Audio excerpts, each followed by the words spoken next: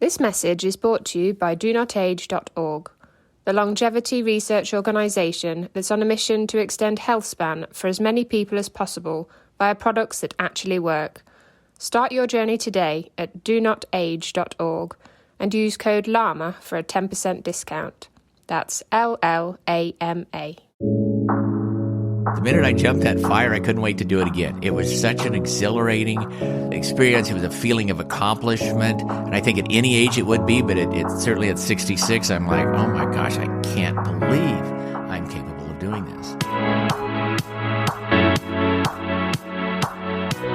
Hello and welcome to the Live Long and Master Aging podcast. We call it LLAMA. I'm Peter Bowes. This is where we explore the science and stories behind human longevity. Well, today we're continuing our mini-series of interviews talking to older athletes who've achieved remarkable success, indeed life-changing results through exercise.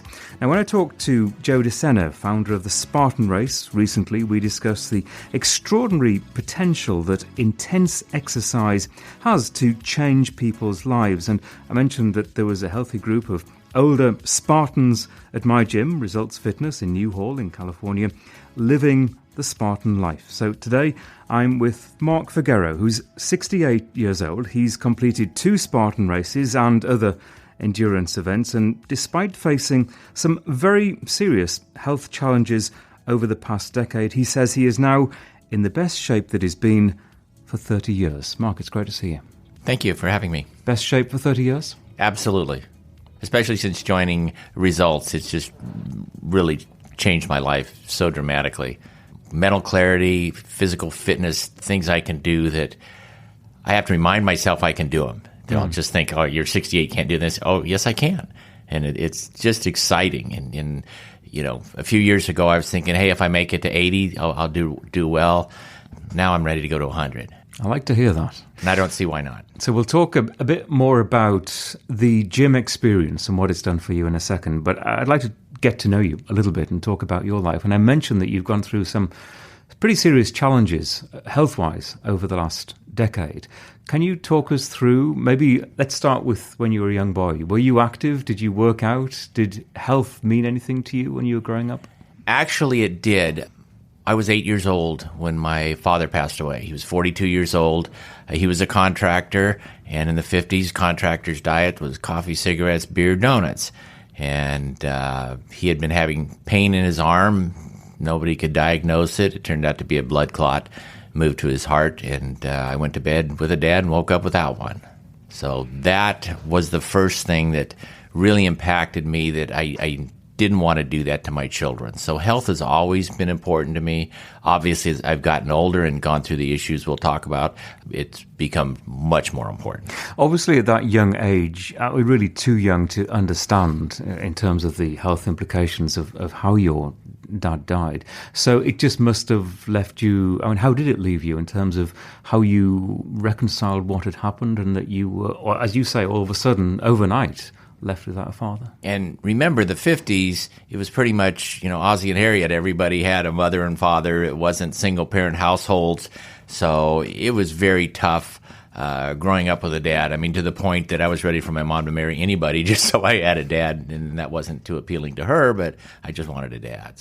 So that has stayed with you. That memory has stayed with you. At what age were you when you started to think, well, maybe I should think about my own health and my own lifestyle? I think even in my 20s, because they were finding out, they started finding out, okay, cigarettes obviously aren't healthy. And, things that in the 50s when my dad was doing all this, there wasn't the acknowledgement or awareness of how devastating these type of things were to your health. So as more and more information got out there, I became more careful, not to the point even close of where I'm at now, but as I've gotten older, the incident about 10 years ago is what really changed things. We'll get to that in a second, but just on your father, the lifestyle, you kind of talked about it as being a typical cigarettes and beer kind of lifestyle. There's no uncertainty as to why he died. I mean, it was clearly a lifestyle-related death. Yeah, and now we look at that in horror, but again, in the 50s, it was the contractor's diet. I mean, even when the trucks would show up, they did, now they show up, they've got salads and all these kind of healthy foods. they had Coke and, burgers and fries and, chips and things like that on them back then. So you mentioned 10 years ago, for you, there was a life-changing event. Just talk us through what happened. Yes, and I was having chest pains, but I was kind of attributing it to anxiety, stress. What triggered me to get it checked out was when Tim Russert suddenly passed. And so I thought, okay, could happen to me too. So Tim Russert, for anyone listening around the world, was a well-known television political interviewer and quite literally just dropped dead. Correct. Overnight. It was very sudden. So I got checked out, and it turned out that what they call the widowmaker was heavily blocked, and saw a couple of top cardiologists. Both said, you need stents and drugs or you're going to die. The widowmaker being an artery. The left coronary artery, correct. Right. And so it's not a real good thing to have blocked, shall we say. So my oldest son at the time was into more holistic healthcare. And my best friend had nothing but problems with his stents, and I just thought, that's not really the way I want to go. And my son took me down to San Diego and introduced me to a doctor down there who basically said, if you will do what I tell you, diet-wise, supplements-wise, he said, it'll take about 13 months, but your body will bypass that blockage. What did your other doctor say about that, the doctor that had recommended the stent? They thought I was crazy. They literally, so we made this as a family decision, and realizing, I said, we have a lot of family members in healthcare and good friends in healthcare. And I told my wife, you're never going to hear the end of this if I die. So are you prepared for this? Because this is what I would like to do. I'm just not one to go with conventional medicine. And what, in terms of your original doctor who recommends the stent, who says, if you don't do this, you're going to die, what was his view of your course of action? I was nuts. So. And did he explain? Did he say, look, if you do X, Y, and Z as you're planning to do, purely diet and presumably exercise related? I didn't go back to them. So once I started this treatment, I didn't go back and discuss it with them. So it was, as far as you were concerned, this is the direction I'm going to take, and there's no turning back. Correct. Right, okay. So what did you do? So like I said, it dramatically changed my diet, took a lot of different supplements to aid in this bypass, because obviously I wasn't going to clear it. And I think the most interesting thing is about 5 or 6 years ago, I found a local cardiologist up here who also was, in Eastern medicine. So she got my records from back then, and she said, I apologize for my colleagues, but based on what I see, had you done the stent, it would have killed you. Your body had already started bypassing, and that's why you were still alive. And she goes, that would have collapsed all of that young infrastructure in my body. So it turned out I made the right choice, and certainly glad I did. And of course, you can never go back. There's always going to be a what if scenario, and in many respects, I think your policy of not looking back and moving forward is probably a good one, because you can't reverse decisions. You've got to move forward. So just explain to me, in terms of especially diet, what did you do? How did you change things? All organic, and again, it's kind of evolved over time based on changes in me and in my lifestyle, to the point where now it's all organic. I do probably 90% of the cooking at home. I love cooking's my passion. I love to cook. So I'm not eating cardboard. I'm eating really tasty food, but very high on the healthy fats, avocado, coconut oil, stuff like that. Very low carb, medium on the protein. Obviously, I work out 5 days a week, so I've got to get the protein in. But very carefully choose what I eat. Not to the point that if I'm at a restaurant or I'm at somebody's house, I'm not going to eat. I know people that won't eat if there's someplace out. I won't do that. I'll still eat. Occasionally I have a drink, but for the most part, really, really carefully choose my diet. So are there any food groups that you leave out? Do you continue to eat meat, or are you a vegan or vegetarian? Oh gosh, no. Personally, I think vegan is a bad way to go. So I definitely eat meat, but again, I don't eat the adulterated meat that you get at the grocery store. I get it from the Midwest. It's grass-fed, never grained, and very, very lean. Same thing, I get wild-caught salmon from Alaska, flown in, fresh. So it's really high-quality products. Stay away from GMOs and, any kind of product that's sprayed, adulterated, not what it's originally intended to be. So that was the key change that you made 10 years ago when you were facing this acute situation, to simply go for the cleanest food you could find. You didn't dramatically change the style of your diet. It was the quality of the foods? No, the style changed too. So, I grew up as everybody did, have your oatmeal or your grains in the morning. And, I had acid reflux. And I kept saying, it's milk, let's try almond milk and all this stuff. And it turned out to be the grains that were causing me the grief and not the things I thought. And, the one thing I've noticed since my lifestyle change is no more acid reflux. So I'm on no meds. I'm 68 years old and taking no meds. Which is remarkable and unusual these days. So how quickly did you feel, this is going back 10 years ago when you had that acute heart situation, how quickly did you feel better?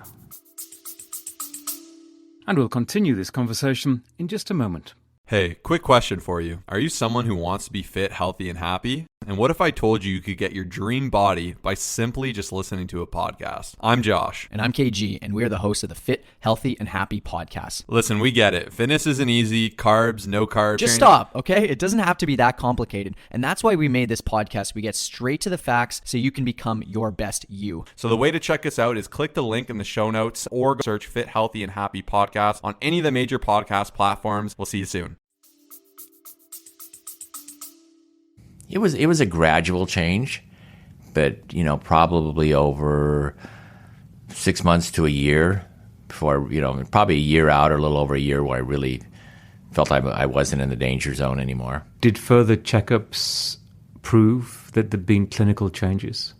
Oh yeah, and the second thing we'll talk about, if you want to go into that, is my appendix burst. I was rushed to the hospital for emergency appendectomy. This is the second life-changing event for you. This is the same life, in 2010. So the heart issue was 28. So it was about a year and a half later. So because of my background with my heart, they brought a cardiologist in, and he goes, "Your heart's great. Your heart's doing fine." But after the surgery and, lying around like you do, even though they put the things on your legs so you don't get a clot, I got a pulmonary embolism. So that probably more than the heart came closer to checking me out. And I think what I'm grateful for is I didn't know how serious a pulmonary embolism could be, because you have 24 hours of critical. And so, my poor wife came on a Monday to pick me up from the hospital, and they're rushing me to ICU, and she's like, "What the heck's going on?" So it was pretty traumatic for her.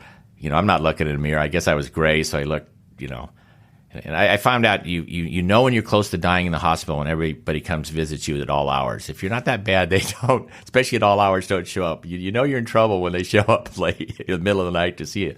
So, and it's interesting that second checkup of your heart during that episode wasn't planned. You may not have known that your heart was in such a good condition had it not been for that appendix problem. Correct. But the combination of the two was what finally said, okay, you need to start working out or you're going to die. And I've always hated working out, and it's just been a struggle. So I joined a private gym first and had a private trainer, did that for a year or so, and I just seemed to plateau. Monday, Wednesday, Friday, I could count on what I was going to do. It was always the same thing. So it was great at first, but then I just seemed to not be improving. So I joined another gym, and again, I never had the discipline to work out on my own, so I've always had a private trainer. And so again, I just, if I'd wake up with a sniffle, I'd say, I'm sick, I better not go to the gym.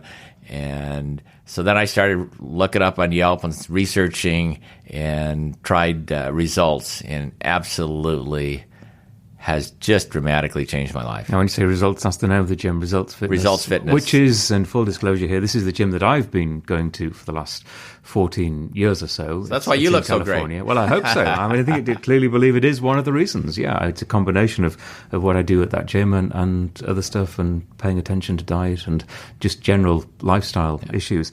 So, and now up until this point in your life, turning 60, mid-60s, you hadn't seriously worked out at all, done any exercise? No. No sports? You avoided it? You hated it? No, I love sports, but I just, Doing it yourself? You like watching it? Running a company and kids and grandkids, just life got in the way. I mean, when I was, younger. Which is a familiar story, isn't it? Played softball and all that kind of stuff. I was an active water skier, snow skier, but again, as the years went by and things got a little more hectic, those things went by the wayside. I'm just going to digress for a second. We'll talk about how you work out now for the past 2 years. But you mentioned work and life getting in the way. You are 68 years old. We're sitting here in your company. You're the CEO of this solar energy company. You're still clearly working at 68 years old. That must be a deliberate decision to want to keep working at this age. I love what I do. When my kids were starting to think about jobs, I said, you're going to work a long time. Don't look for the money. Look for something you're passionate about. And I am very passionate about what I do. I love what I do. No thoughts of retirement. I travel a lot. That's cooking and travel are my two things I really enjoy doing. But I love what I do. I love helping people, and I've got a great team here. I've got about 75, 80 people that work for me, and I've got great partners. And so I'm very blessed. Not many people can work as many years as I've worked and enjoy it. And do you plan to keep on going? Oh, yes. Indefinitely? Probably. I like all the challenges. It's not that it's not without stress. It certainly is when you have a company this size. But I like the challenges. I like what it does for me mentally.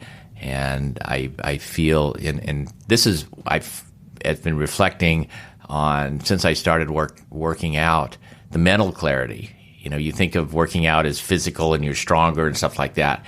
But all of a sudden I started realizing I'm a lot clearer mentally, because there's a lot of things I track. We're doing 10, 11 jobs a week. There's just a lot of things to keep track of that I'm doing much more easily than I was before. I mean, that's probably in part because of the way that you eat and the way that you exercise. But obviously, you're continuously using your brain. You're exercising your brain by working.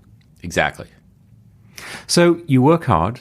You work, 5 or 6 days a week? 5 to 6. Yeah. How often do you work out? 5. How do you fit it in? So my day starts at 4 in the morning typically. I get up. I do my bulletproof coffee. That's what I work out on. You're a bulletproof guy. I'm absolutely. And it's funny, I've never been a coffee drinker. And last September, we were in Europe for a month, and I went from not being a coffee drinker to a coffee snob. So I grind my own biodynamic coffee beans and, make my coffee every morning, and with the bulletproof. And that's what I work on. And I found that I do apple cider vinegar, 2 tablespoons at bedtime, and I finally got rid of the belly fat. That was, I was working out, I was in good shape, but I still had the gut, which was just driving me nuts. And so how do you take the vinegar? I just something else? In some water, and then immediately, because it's very acidic. It's good for your gums and all that, but it's very acidic, so you want to immediately rinse, and then I brush my teeth. But I found working out on the bulletproof and then the ACV at night has really made a difference as far as the belly fat. On this podcast, I've been to Bulletproof Labs in Santa Monica, right next to the Bulletproof coffee place there. So we've talked a little bit about it, but just explain to anyone who doesn't know what is in Bulletproof coffee. And do you buy it as Bulletproof coffee, or do you make it yourself? I make it myself. So I just use you can use raw butter or ghee. I buy raw butter. And then I add the MCT oil. I happen to get that from Mercola. You can also get it from Bulletproof, but I get it from Mercola. And so a tablespoon of that and a pat of raw butter and a freshly brewed cup of coffee is a great way to start the day. And is that all you have? That's all I have till after I work out. Then I come back and have my everything in the world in it protein shake. So this is just after your 4 a.m. start. You start the day with that coffee. Yeah. What time do you get to the gym? So like I say, I have my coffee, I do my devotions, and then head to the gym, get there at about 10 to 5, and work out for an hour, and then come back and have my protein shake, get ready for work, and go to work.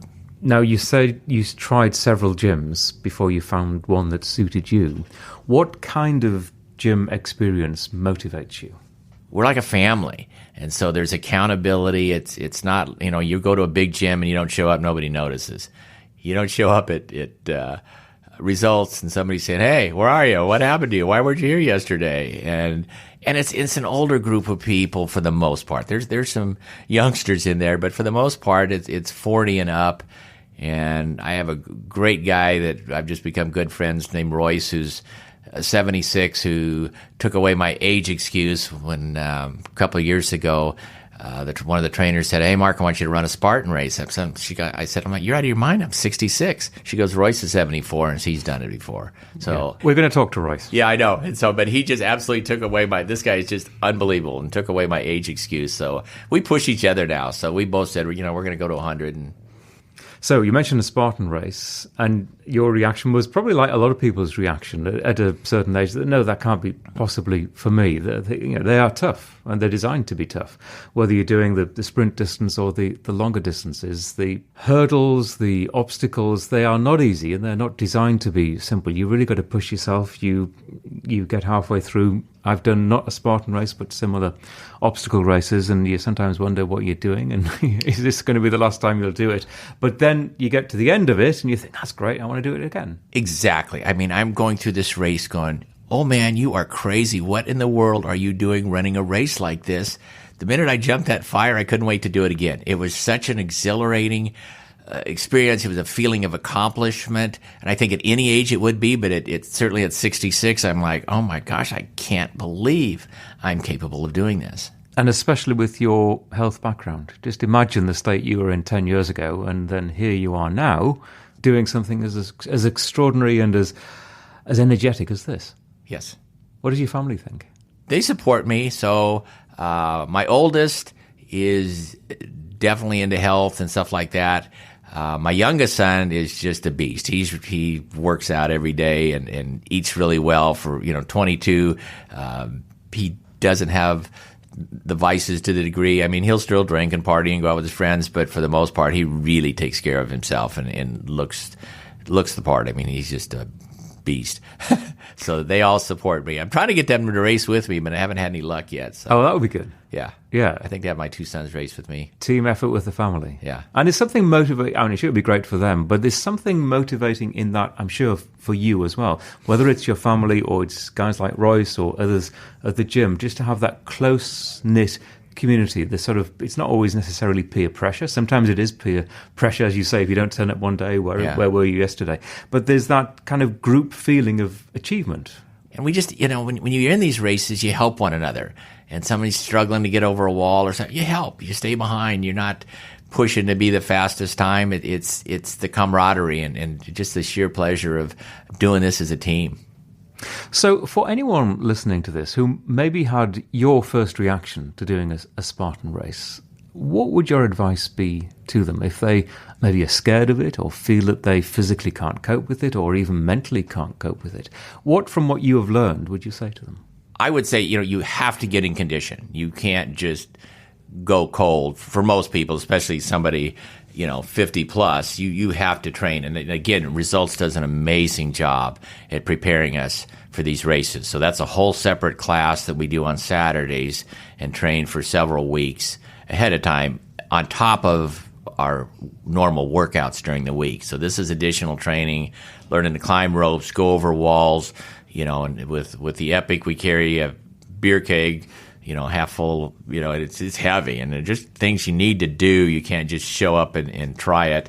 And so having proper training and so in part of that, then you're I think mentally prepared as well. Nothing's surprising you. You've done most of these things, in the training, and I think it's a personality too. You have to have you can't be a quitter and run a Spartan race. You have to have that mental tenacity to say, yeah, this hurts. I'd like to just run home and cry, but I'm going to finish this thing. And so, I think you have to have that to complete it. But I've just watched people that you look at and say, no way. And, they complete this race. And you mentioned earlier that you're now looking at that number of 100. You're perhaps more ambitious about your own lifespan than you ever were because of how you're feeling and what you've managed to achieve. If you think about your own longevity and your own lifespan, or health span, as I often prefer to describe it, the number of healthy years that you have, do you have goals? Do you have ambitions in that respect? I started traveling about 5 years ago with the idea that I was running out of time where I could travel and walk and do all the things you have to do and enjoy it. Because I've seen people traveling that I think, how do you do this and how are you having a good time? And now that time frame is expanded. I mean, I was more nervous when I first started traveling that the window was pretty narrow of how much good time to be able to do it.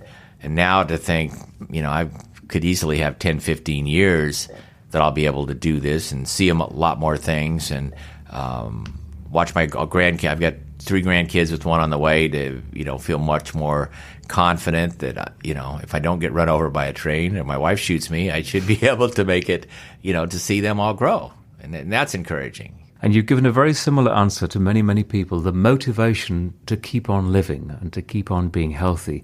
Yes, to travel, to enjoy yourself, to see the world, but you mentioned your family and your children and being around for them as they get older. That's important to you. Yeah, and I've watched that in my own family. My mother-in-law, who was just this awesome lady that I just adored, who lived with us in her later years, was going strong. I mean, in her 90s, she was out walking twice a day. You'd never dream she was in her 90s. But when her sister passed away, who was her best friend, she just went down. It's like she was done. And you see that in older people, that some life event will trigger, okay, I'm done. And so, I feel like I've got a lot of things to live for, to keep going. I think that's a great way to end this. It's been a really inspiring conversation. Congratulations on everything that you've achieved, Mark. And thank you very much. Thank you.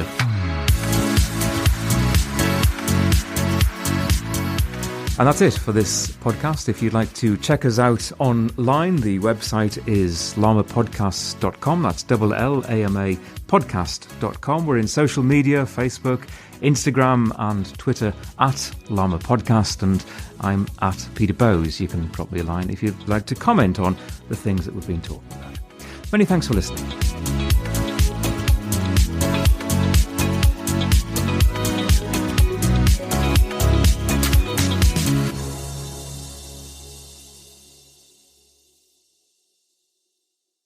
Health optimization is what this podcast is all about, and that means taking care of our mitochondria, the energy centres of our cells. Physical strength, avoiding frailty is key, and that's why the science behind urolithin A and the work of Timeline Nutrition is so interesting. You can find out more and get a discount code at our website and in the show notes for this episode.